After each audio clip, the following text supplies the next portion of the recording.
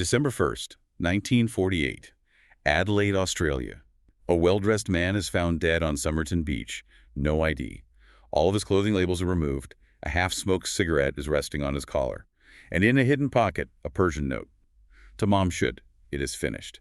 76 years later, there's still no confirmed identity. The autopsy shows poisoning, but no toxin is ever detected. An encrypted code is found. A phone number leads to a nurse who denies knowing him, but then faints when she sees his death mask. A suitcase appears with maritime tools and thread that's completely unavailable in Australia. FBI fingerprints yield absolutely nothing. In 2022, DNA finally identifies him as Carl Webb, an electrical engineer. But as of 2025, the police won't verify it. The coroner has been silent for 3.5 years after the body was exhumed. Was he a Cold War spy? A suicide? A murder victim? This is Australia's greatest unsolved mystery. Welcome to Whispers of Crime. You've brought us this incredible stack of sources today, police reports, forensic notes, the whole tangled history of the Somerton Man. And our goal here is to really get to the heart of it, to distill 76 years of mystery and breakthroughs into what really matters, so you can understand why this case still haunts so many people. That's right. We're trying to look past the sensational headlines and, extract the core paradox of it all. How can a man die in such a public place, yet have his identity so perfectly, so completely erased? The evidence, when you put it all together, it just keeps pulling you in two different directions. Profound personal tragedy or a highly professional elimination. So let's start at the very beginning, the scene of the discovery. It's December 1st, 1948, about 6:30 in the morning on Somerton Park Beach. And the initial reports, they almost make it sound peaceful. They do, and that's what's so unsettling. The body was found lying against the seawall, his head resting back, his legs extended and crossed at the ankles. Almost like he was just relaxing, taking a nap on the beach. Exactly. To anyone just walking by, he could have been sleeping it off after a night out. But there's this one detail that just shatters that whole illusion. The cigarette. The cigarette. It wasn't dropped, it wasn't crushed out. It was resting perfectly on the right collar of his coat. So, what does that imply? It sounds staged. It's profoundly strange. It suggests that either he was placed there right after he died, or perhaps he was heavily sedated and someone else placed the cigarette there. A kind of bizarre final touch. And the police could tell right away this wasn't just some homeless person, right? Oh, absolutely. He was well-dressed in a suit and tie. He was about 5'11", 40 to 45 years old, and in excellent physical shape.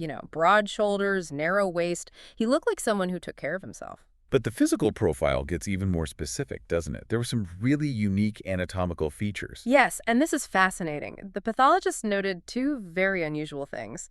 First, he had these pronounced high calf muscles, and second, his toes were sort of wedge-shaped, like they'd been compressed over a long time. Which points to what, exactly? A specific kind of lifestyle. The thinking at the time was that these were traits consistent with someone who either wore high-heeled boots regularly, maybe a horse rider, or a professional dancer. Maybe even ballet. A ballet dancer. Right. Wow. So right from the start, they knew this was a highly specialized person, not just some random traveler. That's the key. This wasn't just a man. This was a man with a very specific discipline history written on his body. So what about his final hours? We have witness accounts from the night before, November 30th, but they seem confused, contradictory even. Very. Multiple people saw a man dressed just like him in that exact same spot between 7 and 8 p.m. the night before. And one of those accounts is particularly chilling. A young couple saw him move. They did. Around 7 p.m., they saw him raise his right arm, and then it just dropped down limply. They just assumed he was drunk and trying to light a cigarette. They just left him there. They did. You have to remember, people saw what they expected to see. A man passed out on the beach. It was summer. The mosquitoes were out, and several witnesses noted he wasn't reacting to them at all. But again, everyone just defaulted to him being asleep or intoxicated. And that's probably what prevented anyone from calling for help sooner. Almost certainly. But there's more. Another witness saw a different man standing at the top of the steps leading down to the beach, just looking down at the figure. Like he was watching him. It seemed that way, like he was monitoring the situation, or maybe confirming that the man was, that he was gone. And then there's that very controversial claim from years later. Right, the 1959 witness. Now, you have to take this with a grain of salt because of the time that had passed, but this person claimed they saw a well-dressed man carrying another man over his shoulder walking along the beach that night. If that's true, it changes everything. It completely changes everything. It means he didn't just collapse and die on the beach. It means his body was brought there, dumped. This man on the beach was a ghost. His identity was just gone. But surely something was left behind. Some tiny thread the investigators could pull on. You'd think so, but the effort to conceal his identity was so meticulous. He had no wallet, no money, no ID, not even a ration card, which was essential back in post-war Australia. And the clothes. Every single tag was gone. The suit, the shirt, the tie, all the labels had been carefully, cleanly cut out. This wasn't a rush job. This was systematic. So they scrubbed his identity, but they left things in his pockets. And that's what's so strange, right? This mix of total anonymity and just ordinary, everyday stuff. That's the dichotomy that defines this whole case. He has an unused train ticket to Henley Beach, a used bus ticket, a comb made in the USA, a pack of juicy fruit gum, a box of matches. Mundane things. Things anyone would carry. But there was another small deception there, too, with the cigarettes. Yes. The packet was for a brand called Army Club, but the cigarettes inside were Kensitas, a cheaper brand. It's a tiny detail, but it shows a pattern of misdirection. It's almost like someone wanted to create a confusing, contradictory picture for the police. So the initial scene is baffling, but the autopsy, that quickly pushed this into the territory of a definite homicide investigation. It did. The pathologist, John Dwyer, and the coroner, Thomas Cleland, were both certain. They stated publicly that the death was, and I quote, unequivocally not natural. And what did they find internally that pointed so clearly to that? There was significant congestion in his organs, particularly his stomach, which was filled with blood. Those are classic signs of a fast-acting poison. They knew his last meal was a pasty, eaten a few hours before he died, but they ruled that out as the source. So they were sure it was poison, but they couldn't find the delivery method. And worse, they couldn't even find the poison itself. That was the insurmountable problem. The 1948 toxicology was, by today's standards, quite primitive. They ran every test they had multiple times, and they found nothing. Absolutely no trace of any foreign substance in his body. The inability to find the poison, is that what really started fueling the spy theories? The idea that this was some kind of professional hit? It's the primary driver. It suggests a level of sophistication far beyond a typical murder or suicide. A pharmacology expert, Professor Cedric Hicks, even testified at the inquest about this very issue. What did he say? He explained that there were poisons, particularly certain organic ones, that were basically undetectable with the technology they had back then. Looking back, modern analysis has focused on two specific types. The digitalis and urbane. Exactly. They're both cardiac glycosides derived from plants. Digitalis comes from the foxglove plant. They're incredibly potent, and they work by causing rapid, massive heart failure. Why are they considered, a perfect assassination tool? Well, two reasons. First, because they're natural compounds, they're harder to spot in a general toxicology screen than a synthetic chemical would be. And second, they mimic a natural heart attack. For a man who is in peak physical condition, a sudden, unexplained cardiac event could easily be written off as natural causes, especially if the body is staged to look like he just fell asleep. So we have an undetectable poison and a body staged to look peaceful. And the coroner's own observations about the man's shoes, they seem to support this staging theory heavily. Absolutely. Coroner Cleland was sharp. He pointed out that the man's shoes were, in his words, remarkably clean and appeared to have been recently polished. Which is impossible. It makes no sense if he'd spent the day at a train station on a bus and then walking across a sandy beach. His shoes should have been scuffed, dusty, sandy. The clean shoes were maybe the strongest piece of evidence for the relocation theory. He died somewhere else, and his body was carried to the beach. Which would also explain the lack of physical symptoms at the scene. No vomiting, no convulsions. Precisely. All of that would have happened at the primary location, wherever he was actually poisoned. Yeah. By the time he was placed on the beach, he was gone, and his body would have just settled into that peaceful pose. There was also a very unusual police procedure that happened pretty quickly, wasn't there? Regarding the preservation of the body. Yes. They embalmed him on December 10th, only 9 days after he was found. It was a move born of frustration. They had no leads, no ID, and they were running out of time, while it did inadvertently preserve some crucial evidence, like hair samples, for the future. It also complicated things. Immensely. It saturated the remains with chemicals, which degraded the DNA and made future forensic work, the very work we're about to discuss, incredibly difficult. For weeks, the police were completely stalled. A body with no name and a suitcase of clues that made no sense. Then, in January 1949, something turns up at the Adelaide railway station. A brown suitcase. It had been checked into the luggage room on the morning of November 30th, the day the Somerton man died. And just like his clothing, the label on the suitcase had been removed. So how did they connect it to him? How could they be sure it was his? It came down to one tiny, almost invisible piece of evidence. A spool of thread. Barber thread. The orange, waxed Barber brand thread. Police found it in the suitcase, and when they checked with suppliers, they confirmed it was an unusual type that was not sold anywhere in Australia at the time.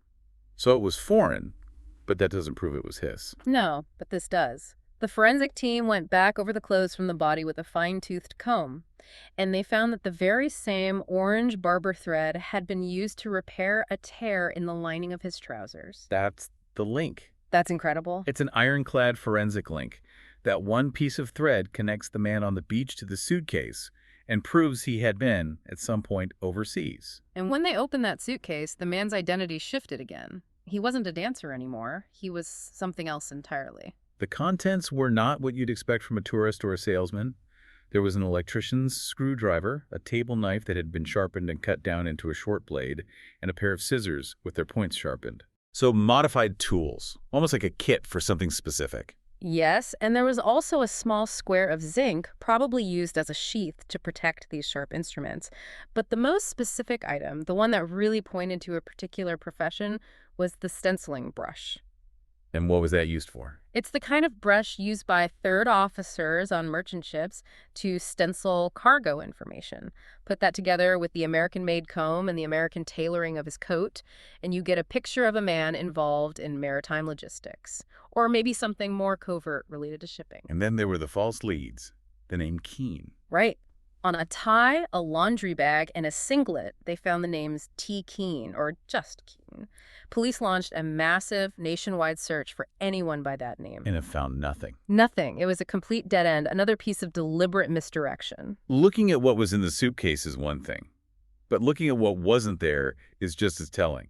It really is. No wallet, no money, no letters or personal papers.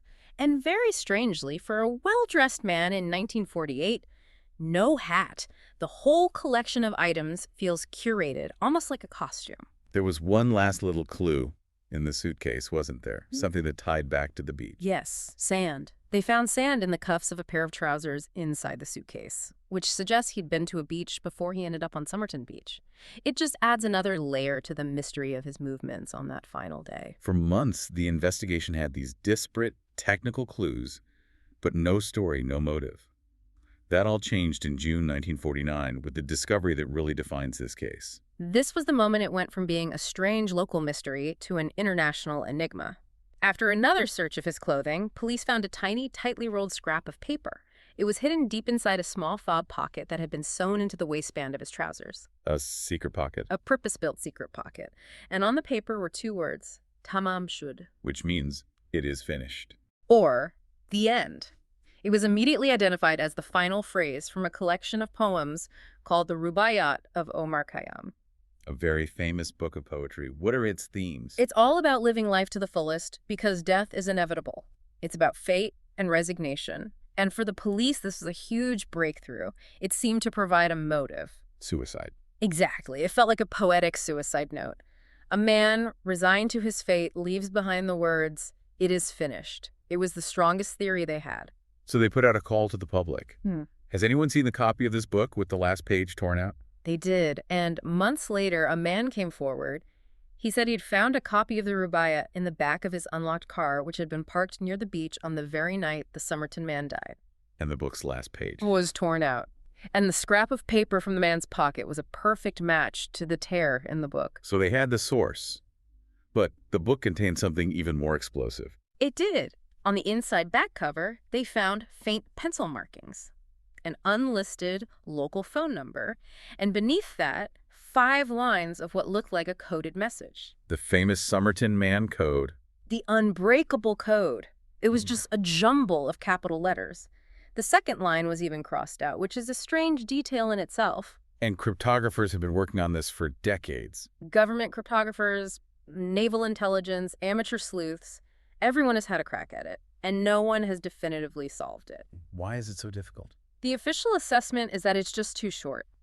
There aren't enough letters to establish any kind of pattern or frequency. It could be a complex one-time pad cipher, or it could be something much simpler, like an acrostic, the first letter of each word in a phrase. Or it could just be nonsense. That's the other theory, that it was the meaningless jottings of a disturbed mind. But that crossed-out line that suggests a mistake was made and corrected, it feels like it had a real purpose. It feels dynamic, like a message that was being composed. The code remains a mystery, but that phone number was a concrete lead.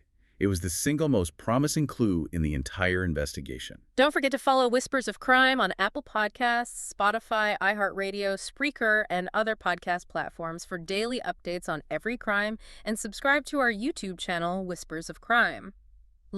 Share this episode with others who might have information about this case and help. Also, comment your suggestions below, drop your positive review and rating. Of all the clues, the foreign thread, the poison, the code, that unlisted phone number was the one that led them to a real person, and her involvement just blew the whole case wide open. It led them straight to a nurse named Jessica Ellen Thompson, who everyone called Jo, and the most stunning part was her address. She lived on Moseley Street in Glenelg. How close is that to where the body was found? Barely 400 meters, a 5-minute walk. That geographic proximity was just too much to be a coincidence. She immediately became the absolute center of the investigation. So the police bring her in. They show her the plaster cast they had made of the dead man's face. And her reaction. It was not what you'd expect from a stranger. Not at all. The detective on record said she was completely taken aback, to the point of giving the appearance she was about to faint. So she recognized him. She had to. But when they asked her, she flatly denied it. She said she had no idea who he was, and then she begged them to keep her name out of it to protect her identity, and they actually agreed. For decades, in all the official files, she was just known by the pseudonym Jestin. So she's clearly hiding something. And her first story to the police was a demonstrable lie, wasn't it? Yeah. About the book. Yes. A critical, deliberate misdirection.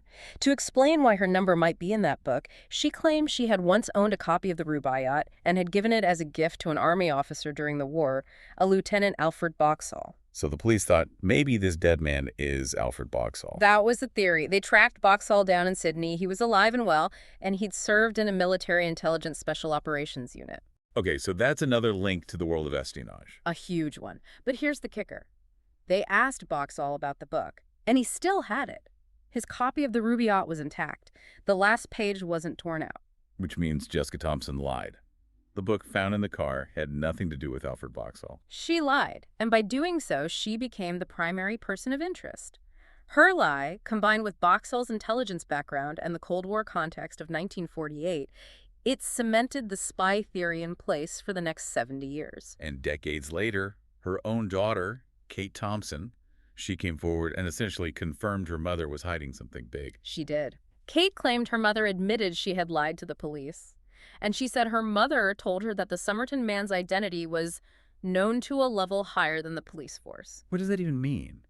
The government, intelligence agencies. That's the implication. Kate went even further, suggesting both her mother and the Somerton Man were Soviet spies. She pointed out that her mother was a known communist sympathizer and, remarkably, spoke fluent Russian, though she would never say where or how she learned it.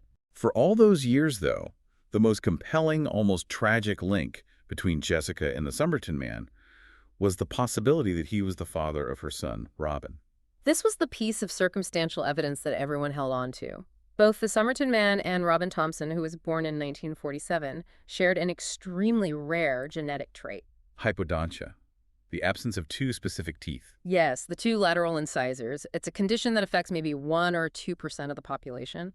For two people at the center of this mystery to share that same rare trait seemed like proof of paternity. It was just too much of a coincidence. The story gets even more personal when the main academic researcher on the case, Professor Derek Abbott, actually marries into the family. It's a surreal twist. Abbott married Rachel Egan, who is Robin Thompson's daughter. So he married the potential granddaughter of the Somerton Man. It gave him a deeply personal stake in solving the case. But science, when it finally caught up with the mystery, it shattered that decades-long theory. It did. Modern DNA testing, using samples from Robin's relatives, definitively proved that the Somerton Man was not his father. So that incredible coincidence, the shared dental trait, was just that. A coincidence. A remarkable, tragic coincidence, and a powerful lesson in the danger of relying on circumstantial evidence, no matter how compelling it seems. For 74 years, the identity of the Somerton Man was Australia's ultimate cold case. But then, in the 2000s, Professor Abbott and a forensic genealogist named Colleen Fitzpatrick decided to apply cutting-edge science to the problem. Their focus was on the plaster death mask from 1949. Abbott theorized that some of the man's hairs might have become trapped in the plaster when it was made. And he was right. He was. The problem was these were rootless hair shafts, and the DNA in them was heavily damaged by the embalming fluid and just, by time itself. So how did they get a usable profile out of that? This is where Colleen Fitzpatrick's genius comes in. She used a technique called imputation. She managed to retrieve about 2 million genetic markers called SMPs from a single 5-centimeter hair. Can you break that down for us? What is imputation? Think of it like this. The DNA is a book with millions of letters, but lots of them are faded or missing. Imputation uses massive databases of known human genetic sequences to intelligently guess what the missing letters should be. It's like a highly advanced spell check for DNA, allowing them to rebuild a mostly complete profile from damaged fragments. And with that profile, they could use genealogical databases to build a family tree. A massive family tree of around 4,000 people. By tracing it down through the generations, they eventually narrowed it down to one man.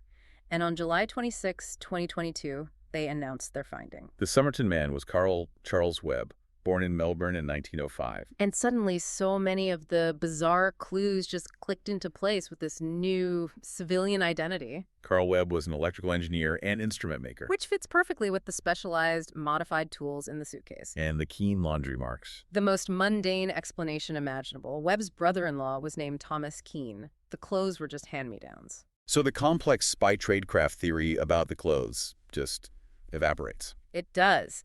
And Webb's personal history also provided a powerful context for the Rubaiyat clue. He had a documented history of severe depression. He had even attempted suicide before, in 1946. His estranged wife described him as moody and solitary. He also liked poetry and betting on horses. Which could explain the code. Not a spy cipher, but a list of horses he was planning to bet on. It's a plausible theory. The academic identification points very strongly towards a tragic, well-planned suicide, not an assassination. But this is where the story takes its current frustrating turn. It's 2025. It's been 3 years since that announcement, and the police still haven't confirmed it. This is the standoff. The South Australia police have not officially verified the Carl Webb identification. They exhumed the body back in May of 2021, specifically to get their own DNA sample for legal confirmation. But we've heard nothing. The coroner's report is now 3.5 years overdue. Why the silence? It suggests a conflict between the academic team's scientific certainty and the legal burden of proof. The police sample from the exhumed, embalmed body may have been too degraded to meet the court's evidentiary standards. Or perhaps they are reluctant to officially close Australia's greatest mystery as a simple civilian suicide. For whatever reason, officially, the Somerton Man remains unidentified. So having the name Carl Webb, it gives us a human face to put to the mystery. But in a way, it just deepens the questions about how and why he did all this. It really does. The biggest question is the 18-month void. Webb disappears from all official records in April 1947. He's found dead in December 1948. Where was he for a year and a half? What was he doing? We have no idea. And then there's his family. He had siblings. His estranged wife was living not that far away in South Australia. His picture was plastered in newspapers all over the country. How did no one recognize him? It's a huge anomaly. His wife, Dorothy, even filed for divorce in 1951, citing desertion. She apparently had no idea he was dead. It suggests either the family was so estranged they didn't recognize him, or there was a collective, deliberate silence. Maybe to avoid the shame of a suicide in the family. So we're left with this paradox. The Webb identification points strongly to suicide. His depression, the poetry, the personal crisis, it all fits. And yet the methods still feel like tradecraft. The undetectable poison, the meticulously removed labels, the staged scene. It feels too sophisticated for a depressed engineer. That's the conflict at the heart of it, a civilian motive with professional-grade methods. And because the case is still officially open, both possibilities remain on the table. Yeah, our ability to ever find a definitive answer has been so badly damaged by the loss of the key evidence. A bureaucratic tragedy. The original copy of the Rubaiyat, the one with the phone number and the code, was lost by the police sometime in the 1950s. It's just gone. Gone. And then, in 1986, the police destroyed the suitcase and all of its contents because they were deemed no longer required. Unbelievable. We're trying to solve this mystery with the most important clues having been lost or thrown away. That's the reality of it. So, after all this, we're left with a man known for nearly a century for his absolute anonymity. And now, we probably know his name, Carl Webb. And knowing his name really shifts the central question. It's no longer, was he a spy? It's, what drove this man to engineer his own disappearance so completely? It reframes the whole story as a profound, agonizing personal tragedy. We likely have his identity thanks to this incredible forensic work. But the circumstances where he was for 18 months, where he got that poison, what Jessica Thompson was really hiding, those mysteries remain. And the final question is, will the authorities ever officially close the book on this? Will they verify the Webb identification and give his family and Australia some form of legal closure? Or will their silence be the final act that preserves the Somerton Man's calculated anonymity forever? That's the ambiguity he left behind, and it's what still haunts us. If you or anyone you know has information regarding the final 18 months of Carl Webb's life or specific insights into the Somerton Man case, we urge you to contact the South Australia Police. Every detail, even now, can make a difference. Don't forget to follow Whispers of Crime on Apple Podcasts, Spotify, iHeartRadio, Spreaker, and other podcast platforms for daily updates on every crime, and subscribe to our YouTube channel, Whispers of Crime. Like, share this episode with others who might have information about this case and help. Also comment your suggestions below. Drop your positive review and rating.